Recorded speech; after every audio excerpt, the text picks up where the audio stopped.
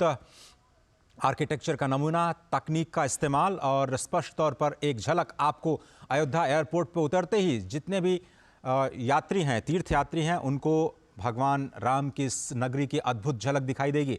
समर्पित हो चुका है ये पहला फेज महर्षि वाल्मीकि इंटरनेशनल एयरपोर्ट अयोध्या से सीधे तौर पर पूरी दुनिया को जोड़ता हुआ। आज से यह शुरुआत अयोध्या के इतिहास में आज का दिन एक बड़ा मील का पत्थर, जब अयोध्या जुड़ चुकी है इंटरनेशनल एयरपोर्ट के जरिए समूची दुनिया से।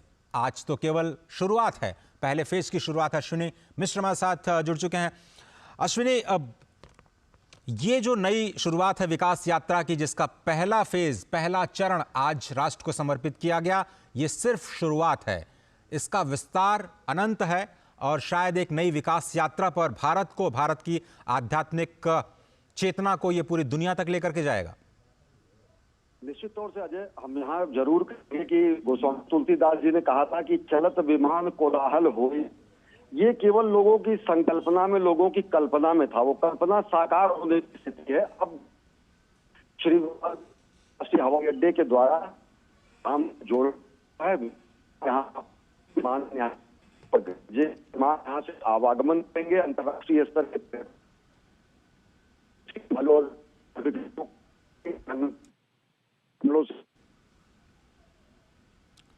अश्विनी, आपकी आवाज मिलने में हमें थोड़ी सी दिक्कत हो रही है, हम आपसे संपर्क फिर से करने का प्रयास करते हैं। लेकिन आपको बताएं कि ये जो नया एयरपोर्ट है उत्तर भारत की नागर शैली में बनाया गया है। गुजरात के स्पेशल आर्किटेक्ट टीम के द्वारा इसका निर्माण किया गया है। अद्भुत संरचना इसकी, 7 शिखरों वाला ये एयरपोर्ट इस वक्त आप देख रहे हैं।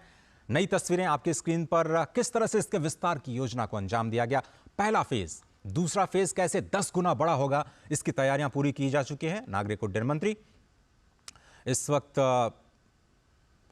प्रधानमंत्री को अवलोकन कराते हुए महर्षि वाल्मीकि अंतर्राष्ट्रीय हवाई अड्डे का एक नई शुरुआत अयोध्या के विकास यात्रा की आज दुनिया से जुड़ चुका है। इंटरनेशनल एयरपोर्ट के जरिए इंटरनेशनल एयरपोर्ट बनना इतने कम समय में, केवल 20 महीने में, अभी तक का एक record airport authority of India के लिए।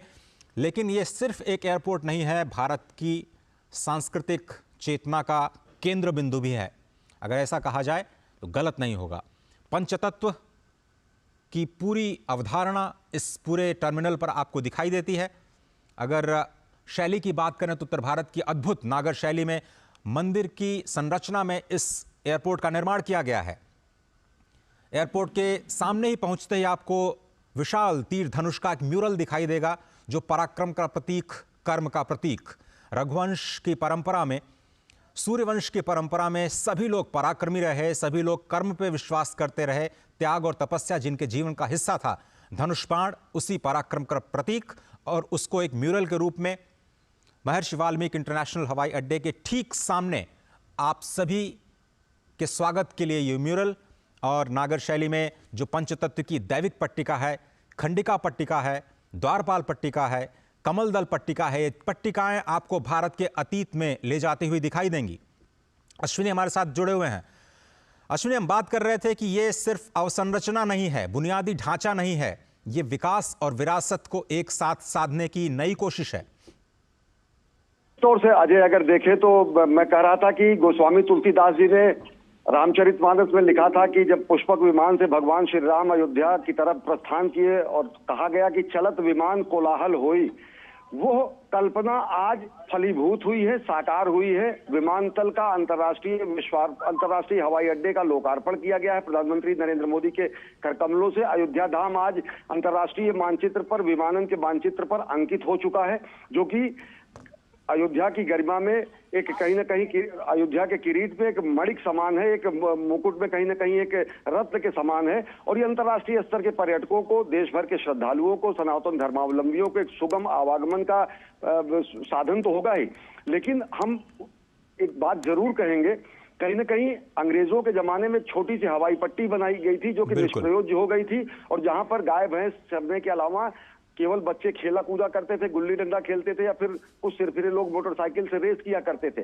वो दौर गया, और यहीं जहां पर यह हवाई अड्डा है, यहीं से बगल बीकापुर में एक गांव में एक स्थान माना जाता है पौराणिक मान्यताओं के अनुसार कि पुष्पक विमान वहीं पर उतरा था। यानी कि जो हमारे त्रेता युग के बाद आज कलयुग में वह दिन आया है जब यहाँ पर विमान के आवागमन की सुविधा सभी लोगों को नागरिक उड्डयन के लिहाज से अगर देखें तो यहाँ पर लोगों को हासिल हो रही है। आमजन सुलभ तरीके से यहाँ से जुड़ सकेंगे और ये केवल एक हवाई अड्डा ही नहीं है। अगर देखें अजय तो पूरे पूर्वांचल के लिए और साथ ही साथ गोरखपुर में हवाई अड्डा है, लेकिन समूचे पूर्वांचल से अगर देखें तो बहुत बड़ी संख्या में लोग यहाँ से विदेश जाते हैं और खासकर खाड़ी देशों में जाते हैं। एक बार कभी लखनऊ से जब शारजाह की फ्लाइट शुरू हुई थी, इस क्षेत्र के लोगों में ऐसा उत्साह मचा था कि बहुत बड़ा काम हुआ। लेकिन अब जब अंतर्राष्ट्रीय हवाई अड्डा अयोध्या में ही होगा, 100-150 किलोमीटर की परिधि में होगा, तो कितनी बड़ी संख्या में लोग देश विदेश जाकर अपने जीविकोपार्जन के लिए और साथ ही साथ अन्य चीजों से जुड़ने के लिए आ सकेंगे। अयोध्या धाम के गौरव की पुनर्स्थापना में ये मददगार तो है ही, ये कहीं ना कहीं एक किरीट में कहीं ना कहीं शोभायमान तो है ही, लेकिन ये रोजगार के लिहाज से, स्वरोजगार के लिहाज से, आवागमन के लिहाज से, पूर्वांचल के क्षेत्र के विकास के लिहाज से ये बेहद मील का पत्थर साबित होगा तब जबकि लोग यहाँ पर जा सकेंगे। और सबसे बड़ी बात जो आपने कही कि इसका नागर शैली में किया गया जो अद्भुत वास्तु विन्यास है, वो ये बताता है कि किस तरीके से भगवान श्री राम से जुड़े प्रतीकों को लोग यहाँ पर पहुंचकर हृदयंगम कर सकेंगे, आत्मसात कर सकेंगे, देख सकेंगे, परिचित हो सकेंगे। बहुत सारे लोग जो कि कहानियों में, कथाओं में भगवान श्री राम के अलग अलग रूपों को देखते थे, दरों दीवार यहाँ की अगर अयोध्या का कण-कण भगवान श्री राम को अभिव्यंजित करेगा तो इस नए विमानतल श्री अंतर्राष्ट्रीय हवाई अड्डे, वाल्मीकि अंतर्राष्ट्रीय हवाई अड्डे का विमानतल भगवान श्री राम से जुड़े हुए कथानकों के एक एक प्रसंगों को कहीं ना कहीं चित्रित करेगा। तो निश्चित तौर से भगवान श्री राम के चाहे वो प्रसंग, चाहे वो शबरी से जुड़े प्रसंग हो, चाहे भगवान वाल्मीकि महान संत शिरोमणि वाल्मीकि द्वारा रामायण की रचना की हो, और सबसे बड़ी बात तो ये कि कार्यांजलि है ऐसे महापुरुषों को जो कहीं ना कहीं नेपथ्य में डाल दिए गए थे। आज अयोध्या का वैराग्य और वैधव्य दोनों कहीं ना कहीं समाप्त हुआ और नई विकसित सुसज्जित श्रृंगारित अयोध्या दुनिया के सामने आ रही है, जो स्पष्ट करती है कि किस तरीके से हमारे सांस्कृतिक गौरव की पुनर्स्थापना के साथ साथ अयोध्या की आध्यात्मिकता को सजोकर अयोध्या को नया आधुनिक कलेवर दिया जा रहा है। और उसी का प्रमाण है ये श्री वाल्मीकि अंतर्राष्ट्रीय विमानतल, जो इसका लोकार्पण प्रधानमंत्री नरेंद्र मोदी के कर कमलों से किया गया है, जो कि आवागमन के लिहाज से और सांस्कृतिक वैभव के लिहाज से दुनिया को चकित कर देने के लिए पर्याप्त है। अजय, बिल्कुल सही कहा आपने। और ये जो महर्षि वाल्मीकि अंतर्राष्ट्रीय हवाई अड्डा है उसकी कुछ खासियतें मैं दर्शकों तक पहुंचा दूं। आर्किटेक्ट डिजाइन की बात करें तो इसको 4 स्टार रेटिंग दी गई है, one of the top ratings कही जा सकती है आर्किटेक्ट डिजाइन के लिए। ये पूरी की पूरी बिल्डिंग कार्बन न्यूट्रल है, यानी यहां पर जो तकनीक का इस्तेमाल किया गया है, प्रदूषण बिल्कुल जीरो के बराबर, जो लगातार जीरो वेस्ट की बात करते रहे हैं प्रधानमंत्री नरेंद्र मोदी, इस पूरी डिजाइन में, इस पूरे निर्माण में कार्बन न्यूट्रल रहने की कोशिश की गई, यानी प्रदूषण इससे पूरे निर्माण कार्य से बिल्कुल नहीं हुआ। पूरे 20 महीनों में इस बात का ख्याल रखा गया।